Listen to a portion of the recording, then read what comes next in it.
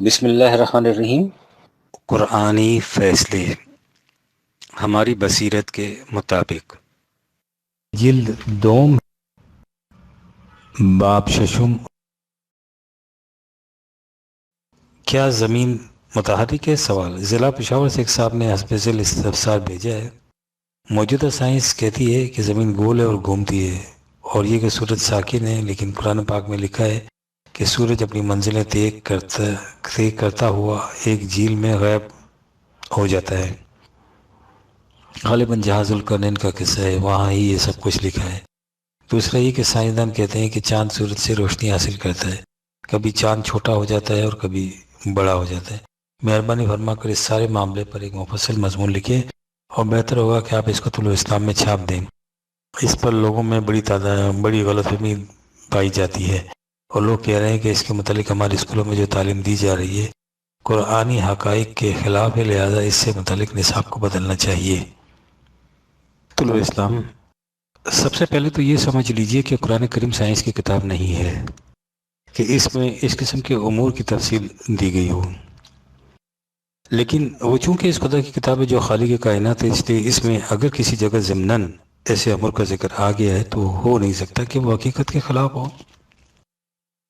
قرآن کریم نے یہ نہیں کہا کہ سورج اپنی منزلیں طے کرتا ہوا ایک جھیل میں غائب ہو جاتا ہے۔ اس نے ذوالقرنین کا قصہ بیان کرتے ہوئے کہا ہے کہ جب اس نے مغرب کی طرف رخ کیا تو ساحل سمندر بحیرہ اسود تک جا پہنچا۔ وہاں تابحد نگاہ پانی ہی پانی تھا، اس لیے اسے ایسا دکھائی دیا کہ سورج سمندر میں غروب ہو رہا ہے۔ سمندر کے کنارے ایسے ہی نظر آیا کرتا ہے۔ 18/86۔ باقی رہا چاند اور سورج کا معاملہ، سو ان کے متعلق سورہ یاسین میں وَالشَّمْسُ تَجْرِی لِمُسْتَقَرٍ لَہَا ذَلِکَ تَقْدِیرُ الْعَزِیزِ الْعَلِیم 36/38۔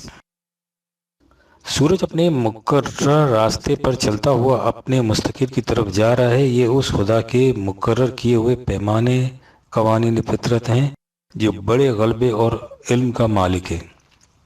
وَالْقَمَرَ قَدَّرْنَاهُ مَنَازِلَ 36/40۔ چاند کے لیے ہم نے منزلیں مقرر کر رکھی ہیں، حتیٰ کہ تمام اجرام فلکی کے متعلق وَكُلٌّ فِي فَلَكٍ يَسْبَحُونَ 36/40۔ یہ سب اپنے اپنے مدار آربٹ میں تیزی سے تیر رہے ہیں۔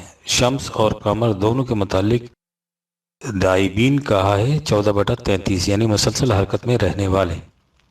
جہاں تک روشنی کا تعلق ہے، قرآن کریم میں ہے جعل الشمس ضیاء والقمر نورا 10/5۔ ضیاء اور نور دونوں کے معنی روشنی کے ہیں، لیکن ائمہ لغت نے اس میں فرق بتلایا ہے کہ ضیاء اس روشنی کو کہتے ہیں جو کسی کی ذاتی ہو، اور نور اسے جو اس نے کسی سے مستعار لی ہو۔ قرآن نے سورج کی روشنی کو ضیاء سے تعبیر کیا ہے، یعنی اس کی ذاتی روشنی، اور چاند کی روشنی کو نور سے، یعنی دوسرے سے لی ہوئی روشنی۔ سورہ الشمس میں ہے وَالشَّمْسِ وَضُحَاهَا وَالْقَمَرِ إِذَا تَلَاهَا۔ اس کے معنی ہے چاند جو روشنی حاصل کرنے کے لیے سورج کے پیچھے پیچھے جاتا ہے، اس سے بھی ظاہر ہے کہ چاند کی روشنی اپنی نہیں ہے، وہ اسے سورج سے حاصل کرتا ہے۔ ان اشارات سے آپ نے دیکھ لیا ہوگا کہ سائنس کے انکشافات نے جو کچھ اس وقت بتایا ہے وہ قرآن میں بیان کردہ حقائق کے مطابق ہے، لہذا اس جہت سے اس نصاب میں تبدیلی کی ضرورت نہیں جو قرآن میں مشتمل ہو، لیکن زمین آسمان کے متعلق جو تعلیم ملا کے ہاں سے ملتی ہے اس کی روشنی میں چاند سورج کے نہیں بلکہ سائنس کے اہم انکشافات کو دریابرد کر دینا پڑتا ہے۔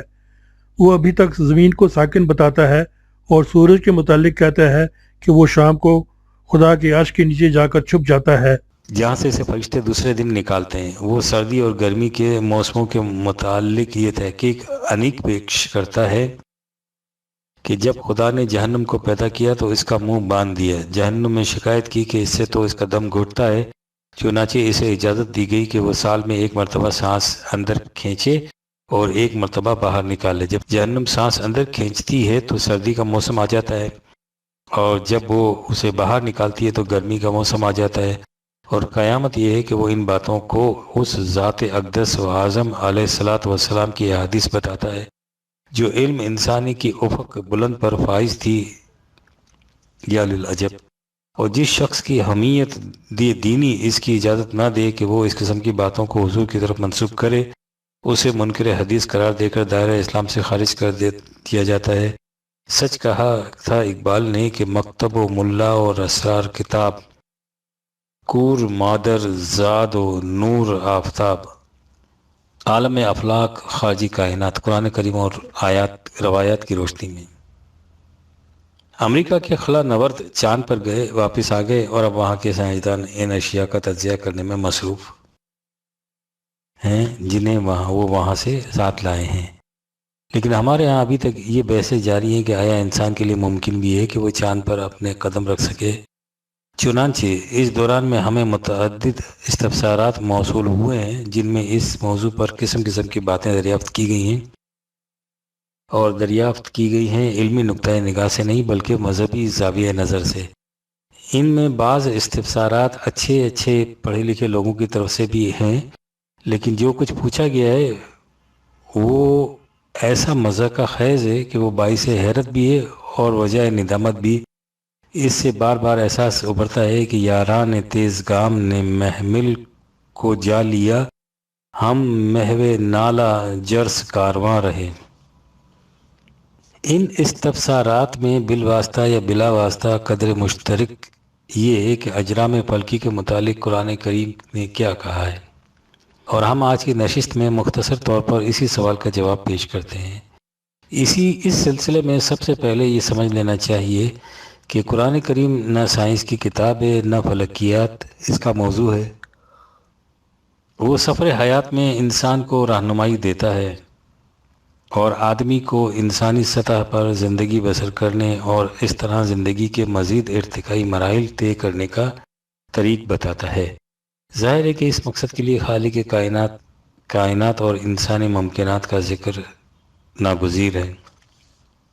اس میں ارض و سما کے متعلق جو کچھ کہا گیا ہے اسی ضمن میں کہا گیا ہے، لیکن چونکہ وہ اس خدا کی کتاب ہے جو ارض و سما کا خالق اور علیم و خبیر ہے، اس لیے ہو نہیں سکتا کہ کارگاہ کائنات کے متعلق کسی جہت سے بھی اس میں کوئی بات آئی ہو اور وہ حقیقت کے خلاف ہو۔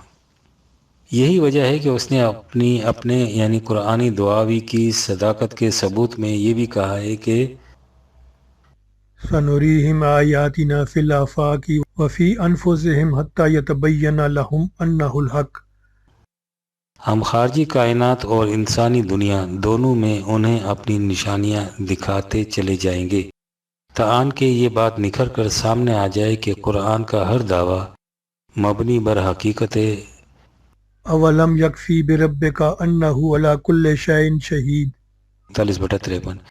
یہ اس لیے کہ کائنات کی کوئی شے خدا کی نگاہوں سے پوشیدہ نہیں ہے، اور یہی اس بات کی کافی دلیل ہے کہ وہ جو کچھ کائنات کے متعلق کہے گا حقیقت ہوگا۔ اس کے معنی یہ ہے کہ انسانی علم جوں رموز فطرت کو واشگاف اور اسرار کائنات کو بے نقاب کرتا جائے گا، قرآن کی صداقت حقیقت بن کر سامنے آتی جائے گی۔ دوسری بات یہ سمجھ لینے کے قابل ہے کہ قرآن کریم نے اپنی پہلی صورت میں قصہ آدم کو اپنے مخصوص تمثیلی انداز میں بیان کیا ہے، تو وہ کسی فرد کی داستان نہیں ہے بلکہ خود آدمی کے خواص، کیفیات اور ممکنات کا بیان ہے۔ اس تخلیق نو کے خلاف ملائکہ نے یہ اعتراض کیا کہ اسے کس خصوصیت کی بنا پر زمین میں صاحب اقتدار بنایا جا رہا ہے، جبکہ اس کے حیولہ کے عناصر اس حقیقت کے غماز ہیں کہ یہ وہاں خونریزیاں کرے گا اور فساد انگیزیاں برپا کرے گا۔ 2/30۔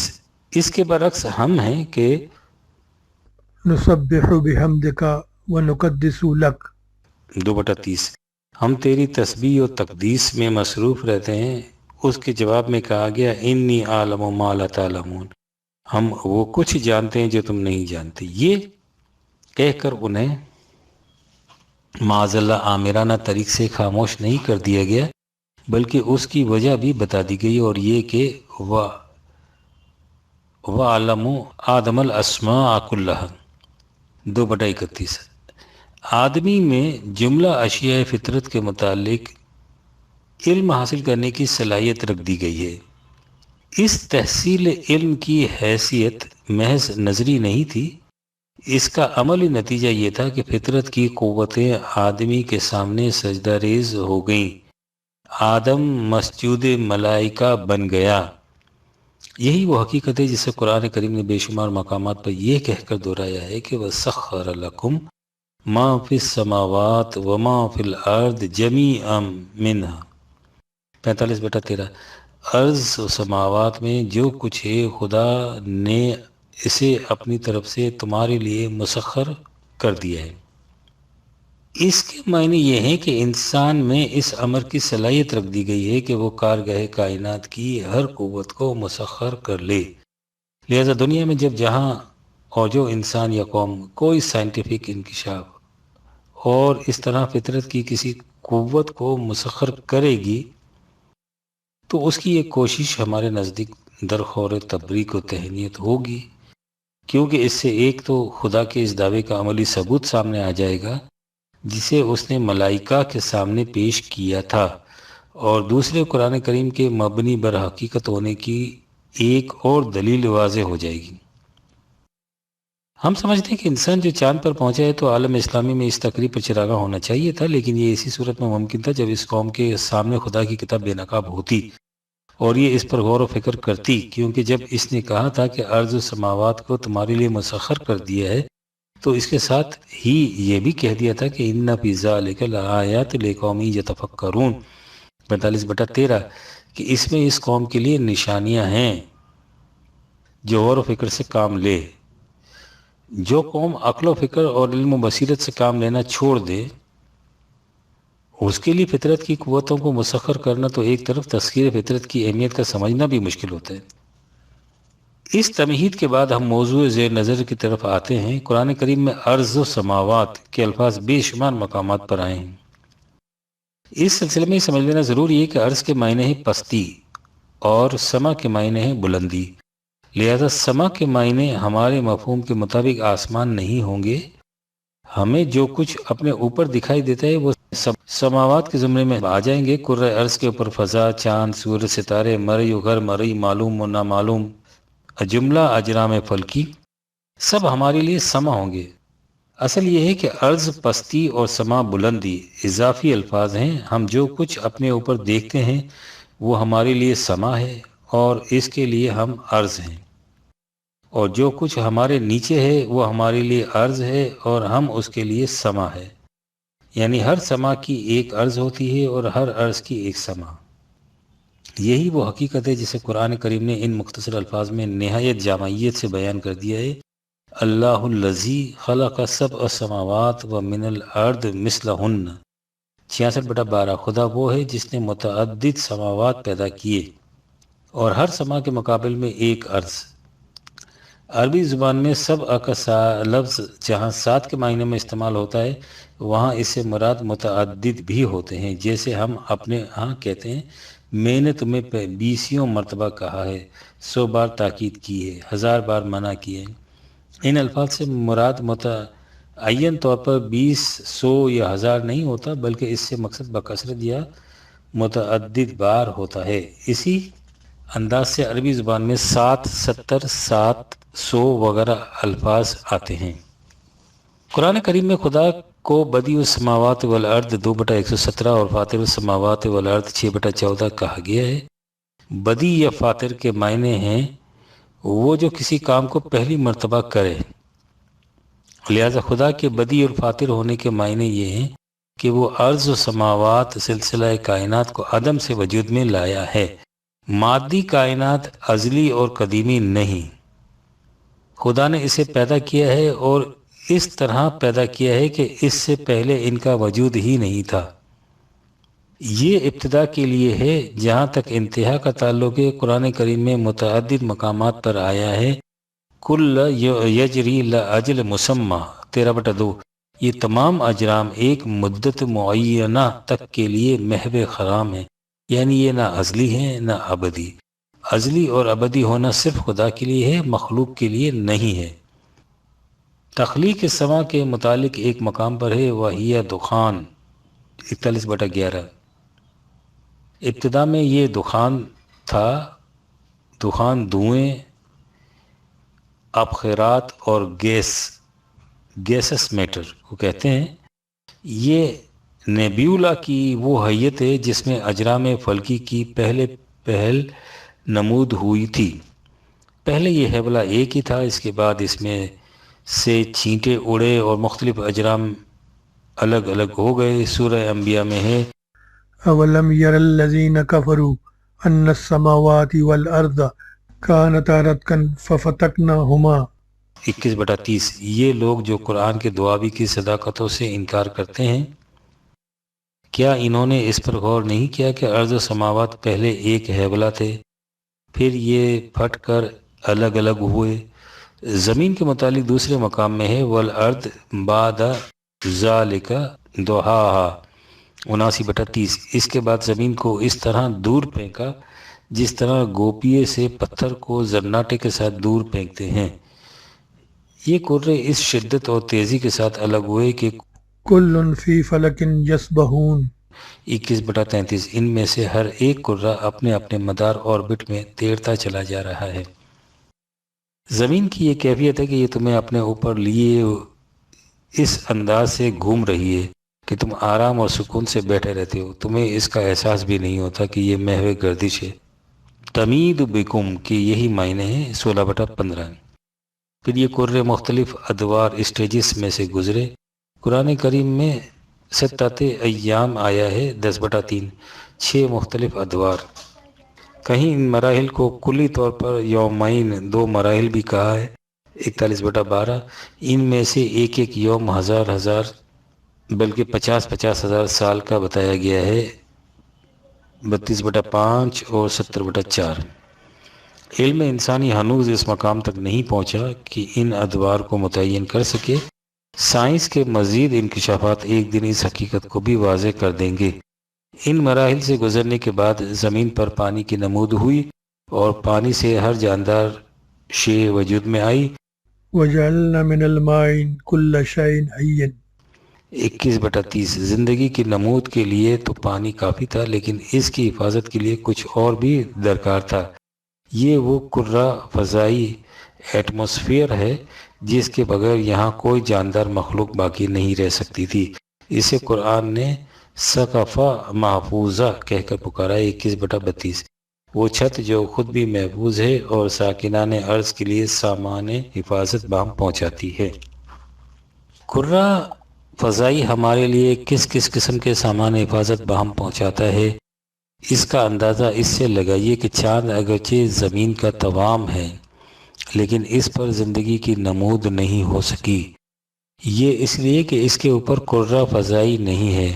اگر ہمارے سر پر بھی سقف محفوظ نہ ہوتی تو ہماری زمین بھی چاند کی طرح ویران ہوتی۔ یہ اجرام اپنے ابتدا ہیولا سے الگ ہوئے اور اپنے اپنے مدار میں مصروف گردش ہو گئے، لیکن ان میں اس قسم کی باہمی کشش پیدا کی گئی کہ یہ فضا میں معلق ہیں، نہ گرتے ہیں نہ ایک دوسرے سے ٹکراتے ہیں۔ اس کشش کو قرآن کریم نے غیر مرئی ستون انویزیبل پلرز کہہ کر پکارا ہے۔ سورہ رات میں ہے اللہ الذی رفع السماوات بغیر عمد ترونہا۔ 13/2۔ اللہ وہ ہے جس نے اجرام سماوی کو ایسے ستونوں سے بلندی پر تھام رکھا ہے جنہیں تم دیکھ نہیں سکتے کہا ہے، سمجھ نہیں سکتے نہیں کہا۔ کائنات کا یہ سلسلہ اس قدر وسعت ناآشنا اور تحیر انگیز ہے کہ انسانی فکر اس کے کسی ایک ادنا سے گوشے کو بھی بنگاہ تعمق دیکھے تو اس کا سر چکرا جاتا ہے۔ سوال یہ کہ یہ تمام سلسلہ جس نظم و نسق کے ساتھ سرگرم عمل ہے اس کی بنیاد کیا ہے؟ قرآن کریم نے اسے ایک لفظ میں سمو کر رکھ دیا ہے اور وہ لفظ ہے خدا کا امر، یعنی قانون خداوندی۔ یہ محیر العقول کارگاہ کائنات قانون کی زنجیروں میں جکڑے ہوئے ہے۔ والشمس والقمر والنجوم مسخرات بامرہ۔ 7/54۔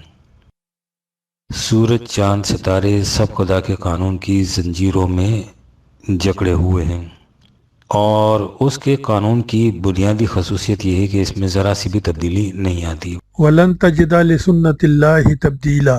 33/64 33/62 یہ قانون خداوندی کا محکم اور غیر متبدل ہونا ہے کہ انسان زمین پر بیٹھا محض حسابی قاعدے سے ستاروں پر کمندیں ڈال رہا ہے اور اس کا کوئی نشانہ خطا نہیں جاتا۔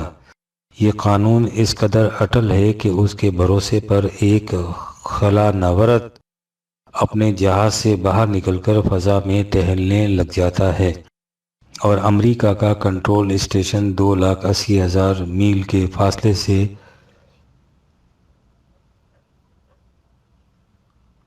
نیچے بیٹھا چاند پر جانے والے جہاز کو اپنی مرضی کے مطابق چلاتا اور خلا نوردوں کو ہدایت دیتا ہے،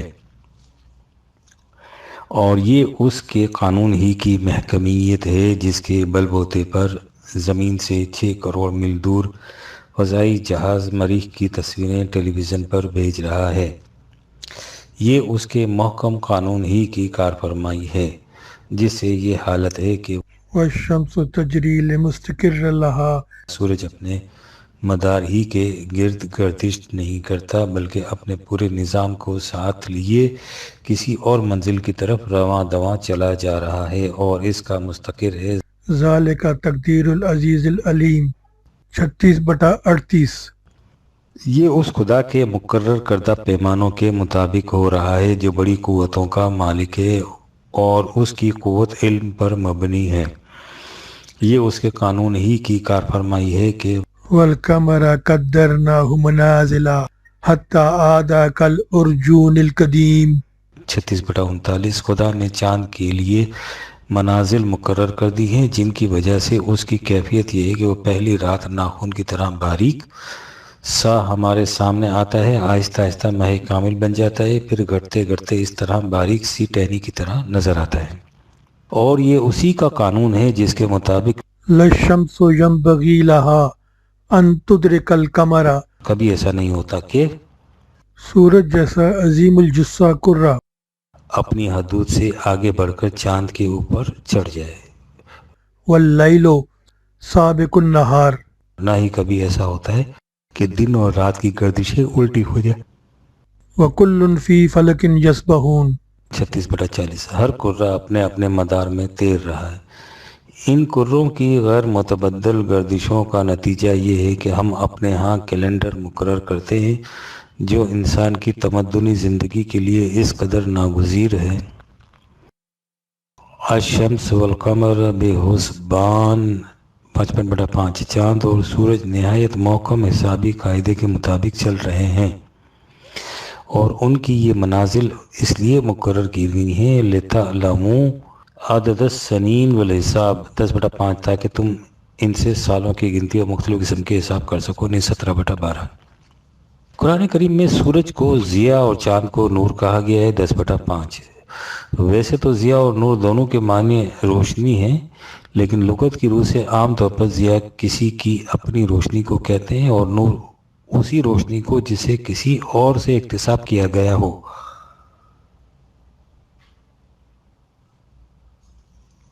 سورہ الشمس میں اس کی وضاحت یہ کہہ کر دی گئی ہے والشمس وضحاها۔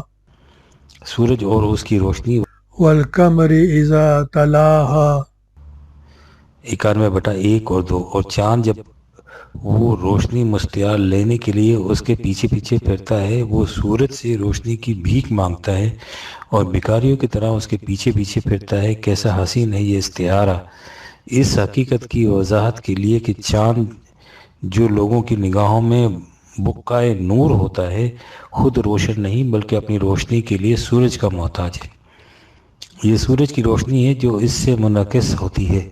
فلکیات کے ضمن میں قرآن کریم میں ایک آیت ہے، لیکن قبل اس کے کہ ہم اس آیت کو درج کریں اسے ذہن میں رکھیے کہ یہ آیت لوگوں کے سامنے 6 صدی عیسوی میں آتی ہے۔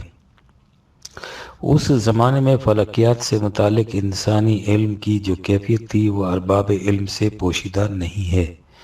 پھر جس شخص صلی اللہ علیہ وسلم کی زبان مبارک سے یہ الفاظ دنیا تک پہنچے ہیں وہ اس ملک کا رہنے والا ہے جو اس زمانے میں بھی دیگر اقوام کے مقابلے میں علمی تحقیقات میں بہت پیچھے تھا۔ علمی تحقیقات تو ایک طرف، وہ لوگ زندگی کے عام حقائق سے بھی ناآشنا تھے، اور جس شخص کی زبان مبارک سے یہ الفاظ نکلتے ہیں وہ خود امی تھا، یعنی نزول قرآن سے پہلے پڑھنا لکھنا تک نہیں جانتا تھا۔ وہ شخص اس زمانے میں اور اس ملک میں اعلان کرتا ہے کہ وَمِنْ آيَاتِهِ خَلْقُ السَّمَاوَاتِ وَالْأَرْضِ وَمَا بَثَّ فِيهِمَا مِنْ دَابَّةٍ وَهُوَ عَلَى جَمْعِهِمْ إِذَا يَشَاءُ قَدِيرٌ 42/29۔ اور خدا کی نشانیوں میں سے یہ بھی ہے کہ اس نے ارض و سماوات کی تخلیق کی اور ان دونوں میں جاندار مخلوق کو پھیلا دیا۔ اس وقت یہ سب الگ الگ ہیں، لیکن خدا اس پر بھی قادر ہے کہ وہ اپنے قانون مشیت کے مطابق جب چاہے ان اجرام میں باہمی ربط پیدا کر دے یا ان کی آبادیوں کو ملا دے۔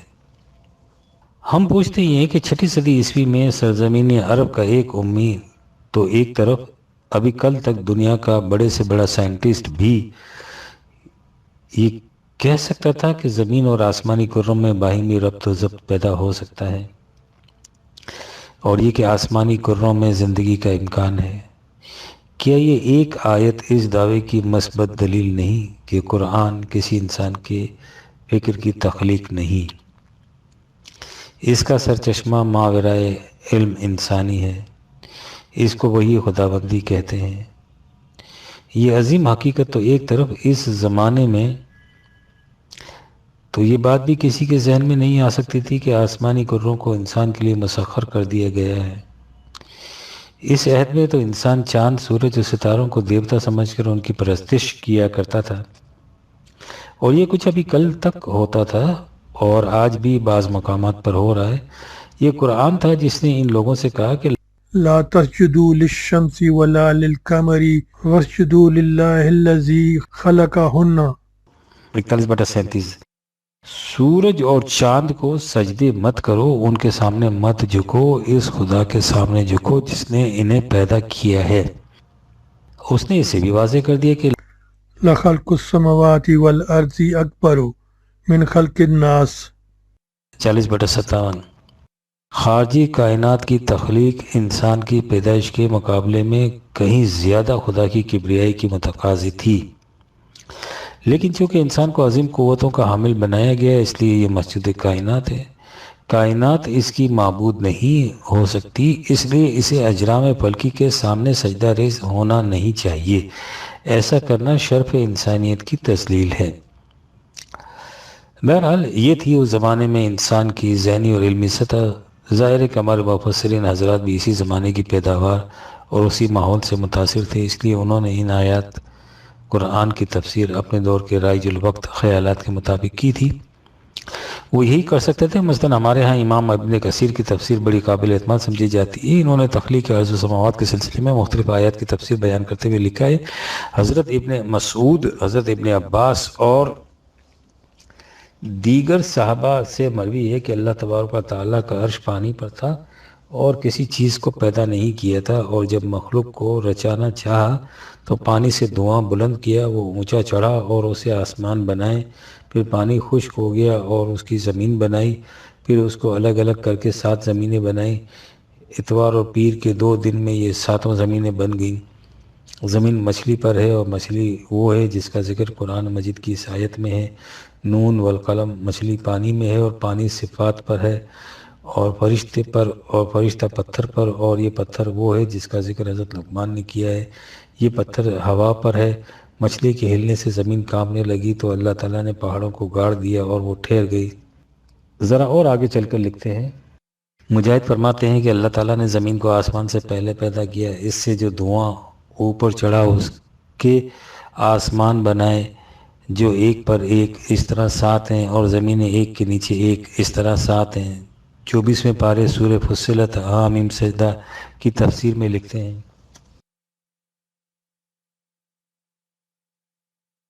ابن حریر کی روایت میں ہے کہ یہودیوں نے حضور صلی اللہ علیہ وسلم سے آسمان اور زمین کی پیدائش کے متعلق سوال کیا تو آپ نے فرمایا کہ اتوار اور پیر کے دن اللہ تعالیٰ نے زمین کو پیدا کیا اور جتنے نفع ان میں ہیں اور بدھ کے دن درختوں کو، پانی کو، شہروں کو اور آبادی اور ویرانے کو پیدا کیا، تو یہ 4 دن ہوئے۔ جمعرات والے دن آسمان کو پیدا کیا اور جمعے کے دن ستاروں کو اور سورج، چاند کو اور فرشتوں کو پیدا کیا 3 ساعت کے رہنے تک۔ یہ حضرات اپنے زمانے کے مروجہ خیال کے مطابق اس نیلگوں فضا کو آسمان کہتے تھے جو ہمیں اپنے سر پر نظر آتی ہے۔ وہ اسے چوڑا اور ہموار سمجھتے تھے اور سب آسماوات سے مراد یہ لیتے تھے کہ اس قسم کے 7 آسمان درمیانی فاصلوں کے بعد اوپر تلے رکھے ہیں۔ چنانچہ حافظ ابن کثیر سورہ نازعات کی تفسیر کے سلسلے میں لکھتے ہیں، آسمان کو اس نے بنایا، یعنی بلند و بالا، خوب چوڑا اور کشادہ اور بالکل برابر بنایا، پھر اندھیری راتوں میں خوب چمکنے والے ستارے اس میں جڑ دیے۔ ہماری کتب تفسیر میں زمین اور آسمان کے متعلق اسی قسم کی باتیں لکھی ہیں۔ اس میں ان حضرات کا کوئی قصور نہیں ہے، اس زمانے کی علمی سطح ایسی ہی تھی۔ اگر ہم اس زمانے میں ہوتے تو ہم بھی یہی کچھ لکھتے۔ ان حضرات کے مقابلے میں ہماری پوزیشن اس لیے بہتر، ایڈوانٹیجیس ہے کہ ہمارے زمانے کی علمی سطح بلند ہو گئی ہے، جس کی وجہ سے ہم رموز کائنات فلحاظہ قرآن کو سمجھنے کے زیادہ قابل ہو گئے ہیں۔ ان تفاسیر نے جو خرابی پیدا کی ہے وہ ان کے اس قسم کے مندرجات کی وجہ سے نہیں ہے، بلکہ ہمارے ہاں کے ایک غلط زاویہ نگاہ کی وجہ سے پیدا ہوئی ہے۔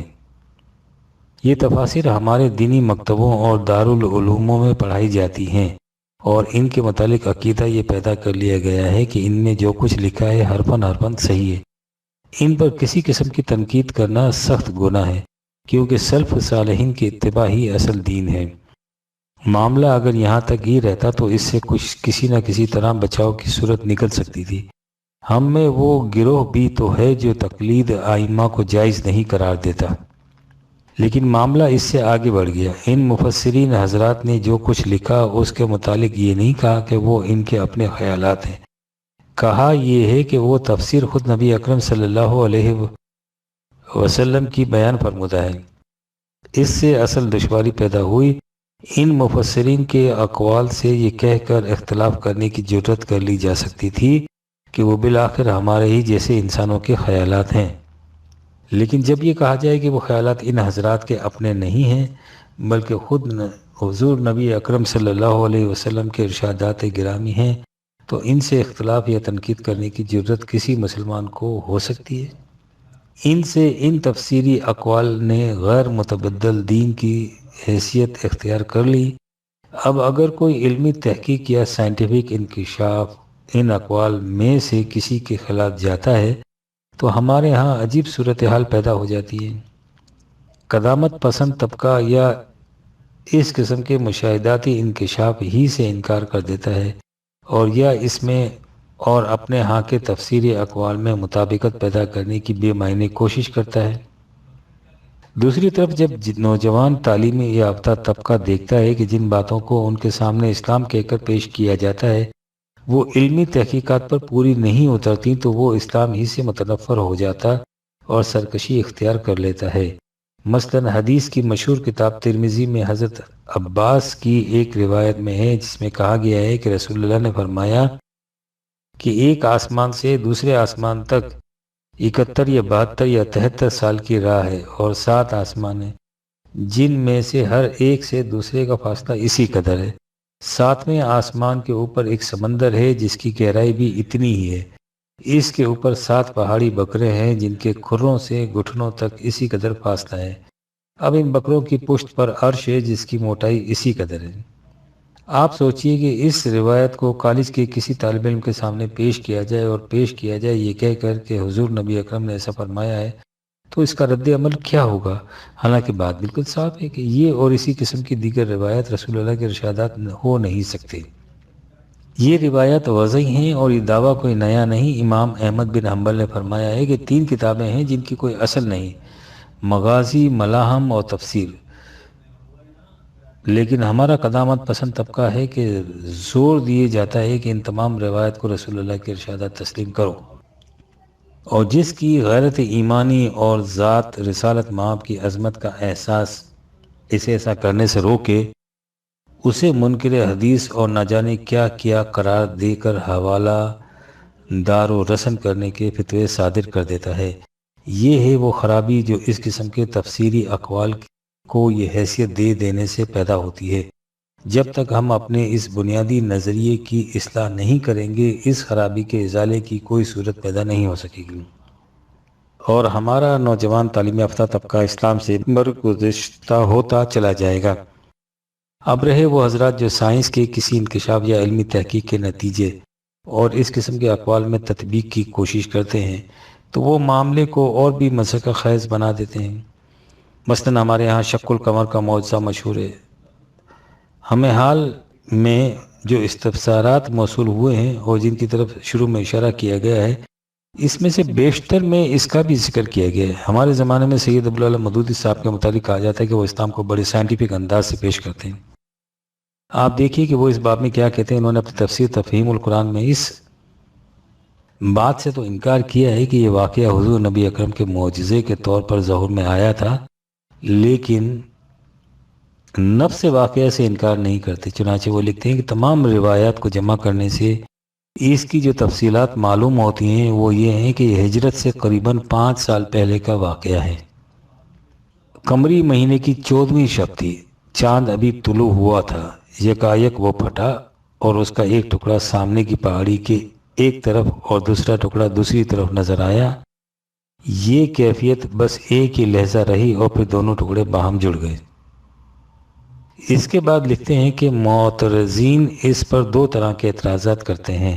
اول تو ان کے نزدیک ایسا ہونا ممکن ہی نہیں کہ چاند جیسے عظیم کرے کے 2 ٹکڑے پھٹ کر الگ ہو جائیں اور سینکڑوں میل کے فاصلے تک ایک دوسرے سے دور ہو جانے کے بعد پھر باہم جڑ جائیں۔ دوسرے وہ یہ کہتے ہیں کہ اگر ایسا ہوتا تو یہ واقعہ دنیا بھر میں مشہور ہو جاتا، تاریخوں میں اس کا ذکر آتا اور علم نجم کی کتابوں میں اسے بیان کیا جاتا۔ ان اعتراضات کو سامنے لانے کے بعد وہ لکھتے ہیں کہ در حقیقت یہ دونوں اعتراضات بے وزن ہیں۔ جہاں تک اس کے امکان کی بحث ہے، قدیم زمانے میں تو شاید وہ چل بھی سکتی تھی، لیکن موجودہ دور میں سیاروں کی ساخت کے متعلق انسان کو جو معلومات حاصل ہوئی ہیں، ان کی بنا پر یہ بات بالکل ممکن ہے کہ ایک کرہ اپنے اندر کی آتش فشانی کے باعث پھٹ جائے اور اس زبردست انفجار سے اس کے 2 ٹکڑے دور تک چلے جائیں اور پھر اپنے مرکز کی مقناطیسی قوت کے سبب سے وہ ایک دوسرے کے ساتھ آ ملیں۔ اس توجیہ کو اپنے عقیدت مندوں کے حلقے میں پیش کر کے داد و تحسین حاصل کر لینا تو آسان ہے، لیکن آپ اسے دنیا کے بڑے بڑے سائنسدان تو ایک طرف سائنس کے کسی طالب علم کے سامنے پیش کیجیے اور پھر دیکھیے کہ وہ اس کا کس طرح مذاق اڑاتا ہے۔ باقی رہا دوسرا اعتراض، تو اس کے متعلق مودودی صاحب لکھتے ہیں، وہ اس لیے بے وزن ہے کہ یہ واقعہ اچانک بس ایک لحظے کے لیے پیش آیا تھا۔ ضروری نہیں تھا کہ اس خاص لمحے میں دنیا بھر کی نگاہیں چاند کی طرف لگی ہوئی ہوں۔ اس سے کوئی دھماکہ نہیں ہوا تھا کہ لوگوں کی توجہ اس کی طرف منتف ہوتی۔ پہلے سے کوئی اطلاع اس کی نہ تھی کہ لوگ اس کے منتظر ہو کر آسمان کی طرف دیکھ رہے ہوتے۔ پوری روئے زمین پر اسے دیکھا بھی نہیں جا سکتا تھا، بلکہ صرف عرب اور اس کے مشرقی جانب کے ممالک ہی میں اس وقت چاند نکلا ہوا تھا۔ تاریخ نگاری کا ذوق اور فن بھی اس وقت تک اتنا ترقی یافتہ نہ تھا کہ مشرقی ممالک میں جن لوگوں نے اسے دیکھا ہوتا وہ اسے ثبت کر لیتے اور کسی مورخ کے پاس یہ شہادتیں جمع ہوتی اور وہ تاریخ کی کسی کتاب میں ان کو درج کر لیتا۔ تاہم مالا بار کی تاریخوں میں یہ ذکر آیا ہے کہ اس رات وہاں کے ایک راجہ نے یہ منظر دیکھا تھا۔ رہی علم نجم کی کتابیں اور جنتریاں، تو ان میں اس کا ذکر آنا صرف اس حالت میں ضروری تھا جب چاند کی رفتار اور اس کے گردش کے راستے اور اس کے طلوع و غروب کے اوقات میں اس سے کوئی فرق واقع ہوا ہوتا۔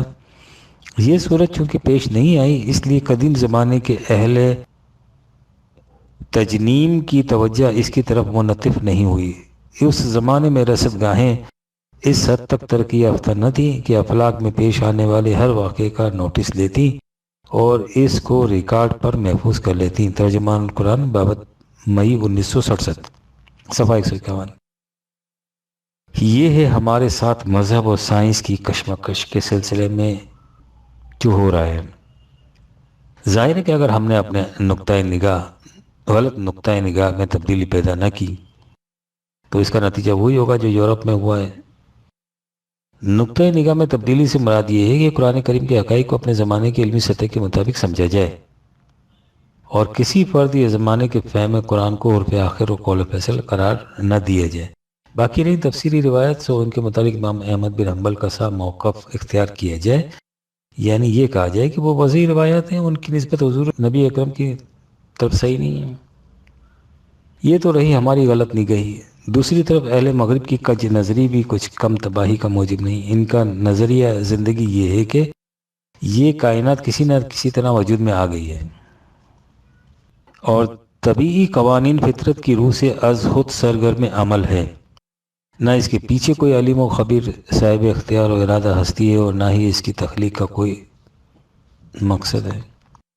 انسان بھی اس کائنات کا ایک جز ہے، اس لیے اس کی بھی تخلیق کا نہ کوئی مقصد ہے اور نہ ہی اس کی کوئی منزل۔ انسان کی زندگی بھی طبیعی قوانین کے تابع رہتی ہے، ان سے الگ و بالاتر کوئی قوانین نہیں۔ موت سے ان کا خاتمہ ہو جاتا ہے اور بس۔ باقی رہی انسان کی تمدنی زندگی، سو اس کے لیے ہر قوم اپنے اپنے قوانین خود وضع کرے گی۔ ان قوانین کا بنیادی مقصد یہ ہوگا کہ وہ قوم کس طرح زیادہ سے زیادہ قوت حاصل کر کے باقی اقوام پر غلبہ و تسلط حاصل کر سکتی ہے۔ ظاہر ہے کہ اس نظریے کے مطابق انسانی زندگی حیوانی سطح کی رہ جاتی ہے اور اس کا قانون جنگل کا آئین، جس میں ہر چیز بڑی قوت کا مالک حیوان کمزوروں کو ہڑپ کر جاتا ہے۔ اب سوچئے کہ نظریہ زندگی ہو یہ اور مختلف قوموں میں حصول قوت کے لیے ریس جاری ہو تو اس کا نتیجہ کیا ہوگا؟ وہی جس کی روح سے آج یہ دنیا جہنم بن رہی ہے اور انسان اپنے ہی نہیں خود اس کرۂ ارض کے مستقبل کے تصور سے سہمے چلا جاتا ہے۔ جس نسبت سے انسان فطرت کی قوتوں کو مسخر کیے جاتا ہے، اسی نسبت سے انسانی قلوب خوف و ہراس کا نشیمن بنتے جا رہے ہیں۔ اس نظریہ زندگی کے خلاف قرآن کریم نے تذکیر کائنات کے لیے تاکید کے ساتھ اس حقیقت کو بھی اتنی بلکہ اس سے بھی زیادہ شدت کے ساتھ بیان کیا ہے۔ وما خلقنا السماء والارض وما بینہما لاعبین۔ 21/16 ہم نے اس ارض و سما، اس کارگاہ کائنات کو یوں ہی کھیل تماشے کے طور پر پیدا نہیں کیا، اسے ایک عظیم مقصد کے لیے بالحق پیدا کیا ہے۔ وخلق اللہ السماوات والارض بالحق، 45/22 میں کہ بالحق پیدا کرنے کے معنی کیا ہیں؟ یہ کہ وَلِتُجْزَ كُلُّ نَفْسٍ بِمَا كَسَبَتْ وَهُمْ لَا يُظْلَمُونَ۔ 45/22 ہر شخص کو اس کے کام کا پورا پورا بدلہ ملے اور کسی پر کسی قسم کا ظلم و زیادتی نہ ہو۔ اور دوسری جگہ ہے لِيَجْزِيَ الَّذِينَ أَسَاءُوا بِمَا عَمِلُوا وَيَجْزِيَ الَّذِينَ أَحْسَنُوا بِالْحُسْنَى۔ 53/31 تاکہ جو غلط روش اختیار کرتا ہے اسے اس کے کاموں کا بدلہ ملے، اور جو حسن کارانہ انداز سے زندگی بسر کرتا ہے اس کے اعمال کے خوشگوار نتائج اس کے سامنے ہیں۔ یعنی تخلیق ارض و سماوات کا ایک مقصد یہ ہے کہ انسان کا کوئی کام بلا نتیجہ نہ رہ جائے، ہاں وہ نتیجہ اس زندگی میں اس کے سامنے آئے یا مرنے کے بعد کی زندگی میں۔ یہ خوشگوار نتائج اسی صورت میں مرتب ہو سکتے ہیں جب انسان اپنی تمدنی زندگی کو وحی خداوندی کی عطا کردہ مستقل اقدار کے تابع رکھے۔ یہ اقدار اب قرآن کریم کی دفاتین میں محفوظ ہیں۔ ان میں بنیادی قدر یہ ہے کہ ما ینفع الناس فیمکث فی الارض 13/17۔ وہی نظریہ زندگی، وہی نظام حیات، وہی قوت، وہی اقتدار بقا کا مستحق ہے جو تم نو انسانی کے لیے منفع بخش ہو۔ یہی وہ نظریہ زندگی ہے جس میں انسان ہر قسم کے خوف و حزن سے معمون رہ سکتا ہے۔ اس لیے کہ جب قصہ آدم کے تمثیلی بیان میں آدم کے متعلق کہا تھا کہ اس میں فطرت کی قوتوں کو مسخر کر لینے کی صلاحیت رکھ دی گئی تھی، تو اس کے ساتھ یہ بھی بتا دیا گیا تھا فَمَن تَبِعَ هُدَايَ فَلَا خَوْفٌ عَلَيْهِمْ وَلَا هُمْ يَحْزَنُونَ۔ 2/38 جو خدا کی طرف سے عطا کردہ رہنمائی کا اتباع کرے گا انہیں نہ کسی قسم کا خوف ہوگا اور نہ حزن۔ بنا بنی ہمارے سامنے 3 گروہ آتے ہیں جو فطرت کی قوتوں کو مسخر کر کے انہیں مستقل اقدار خداوندی کے مطابق نو انسان کی منفعت کے لیے صرف کریں۔ انہیں جماعت مومنین کہا جائے گا جو فطرت کی قوتوں کو مسخر کر کے انہیں صرف اپنے اقتدار کی خاطر کام میں لائیں۔ یہ مغرب کی خدا فراموش قومیں ہیں، انہیں مقام مومن نصیب تو نہیں ہو سکا لیکن مقام آدم تک ضرور پہنچ گئی ہیں، اور پہنچ رہی ہیں، اور جو فطرت کی قوتوں کو مسخر ہی نہ کریں اور اپنی خوش فہمیوں کی دنیا میں مگن رہیں، انہیں مقام مومن تو کجا مقام آدمیت بھی نصیب نہیں ہو سکتا۔ خسر الدنیا والآخرہ ذالک هو الخسران المبین۔ 22/11 ان کے حصے میں حال اور مستقبل دونوں کی تباہی ہے۔ اب آپ سوچ لیجئے کہ ہمارا شمار کس زمرے میں ہوتا ہے۔ آخر میں ایک اور حقیقت کا سامنے لانا بھی خالی از دلچسپی نہیں ہوگا، جس کی طرف قرآن کریم نے نہایت لطیف انداز میں اشارہ کیا ہے۔ انسان اس وقت تو بڑے فخر و ناز سے آسمانی کوروں کی طرف پرواز کرتا اور وہاں کے حقائق مستور کو بڑے طرب و نشاط سے واشکاف کرتا ہے۔ اسے سب سے زیادہ تلاش اس کی ہے کہ کسی کرے میں زندہ آبادی مل جائے، لیکن اگر ایسا ہوا کہ وہ آبادی اس سے زیادہ ارتقاء یافتہ ہوئی تو سوچئے کہ اس وقت انسان کی کیفیت کیا ہوگی۔ یہ اس لیے ہے کہ قرآن کریم نے جہاں یہ کہا ہے کہ وَلَقَدْ كَرَّمْنَا بَنِي آدم، ہم نے بنی آدم کو واجب التکریم بنایا ہے، تو اس کے ساتھ ہی یہ بھی بتا دیا ہے کہ وَفَضَّلْنَاهُمْ عَلَىٰ كَثِيرٍ مِّمَّنْ خَلَقْنَا تَفْضِيلًا۔ 17/70 ہم نے انہیں بنی آدم کو اپنی مخلوق میں سے اکثر پر فضیلت دی ہے، تمام مخلوق پر نہیں، مخلوق میں سے اکثر پر۔ اس سے ظاہر ہوتا ہے کہ کہیں ایسی مخلوق بھی ہے جو انسان سے افضل ہے، لہٰذا سریہ پرواز اور کہکشاں گیر انسان کو ان کروں پر ذرا سنبھل کر قدم رکھنا چاہیے، اور آسمان کی بلندیوں تک پہنچنے کے بعد بھی اپنی خاک نشینی کو فراموش نہیں کرنا چاہیے۔ 1969 اسلامی کیلنڈر شمسی یا قمری؟ سوال: کیلنڈر کو عام معاملات میں جو اہمیت حاصل ہے اس کے متعلق کچھ کہنے کی ضرورت نہیں ہے۔ کاروبار اسی صورت میں چل سکتا ہے کہ آنے والی تاریخوں اور دنوں کا یقینی طور پر علم ہو۔ قمری کیلنڈر سے یہ بات حاصل نہیں ہو سکتی۔ کاروبار تو ایک طرف، اس سے تو اسلامی تہواروں تک کا بھی تعین نہیں ہو سکتا۔ کیا آپ بتائیں گے کہ ازرو اسلام قمری کیلنڈر رکھنے پر مجبور ہیں یا اسے شمسی کیلنڈر میں بدلا جا سکتا ہے؟ جواب: قرآن مجید میں چاند اور سورج دونوں کے متعلق کہا گیا ہے کہ وہ حساب رکھنے کا ذریعہ ہے۔ والشمس والقمر حسبانا 6/97 اور دیگر مقامات بھی ہیں۔ چاند کی روح سے حساب کے سلسلے میں کیلنڈر کے علاوہ مد الجزر وغیرہ کو بھی بڑی اہمیت حاصل ہے۔ اس کا اندازہ ساحل سمندر کے رہنے والے کر سکتے ہیں۔ جہاں تک کیلنڈر کا تعلق ہے، بدوی یا دیہاتی زندگی میں جب اور جہاں حساب رکھنے میں دقت ہو، چاند کی روح سے تاریخوں کا اندازہ کرنے میں آسانی ہوتی ہے۔ یہی وجہ ہے کہ قدیم ایام میں عام طور پر چاند ہی کی روح سے حساب رکھا جاتا تھا۔ یہودیوں کے ہاں نیز ایران اور ہندوستان میں قمری کیلنڈر رائج تھا، لیکن اس کیلنڈر میں ایک نقص یہ تھا کہ اس کی روح سے ہر سال ایک خاص دن اسی موسم میں نہیں آتا تھا۔ موسموں کی تبدیلی سورج کی روح سے ہوتی ہے، اور قمری کیلنڈر ہر سال قریب 10 دن پیچھے رہ جاتا ہے۔ یہودی، ایرانی اور ہندی اپنے مذہبی تہواروں کو خاص موسموں میں منانا چاہتے تھے، اور یہ چیز قمری کیلنڈر کی روح سے ممکن نہ تھی۔ اس مشکل کو رفع کرنے کے لیے انہوں نے کیا یہ تھا کہ وہ ہر تیسرے سال 1 مہینے کا اضافہ کر کے سال 12 کے بجائے 13 مہینے کا شمار کر لیتے تھے۔ اس طرح تہوار منانے میں ہر سال چند دنوں کا فرق تو ضرور پڑتا تھا، لیکن موسم وہی رہتا تھا، اور تیسرے سال کے بعد پھر تہوار اپنے پہلے وقت پر آ جاتا تھا۔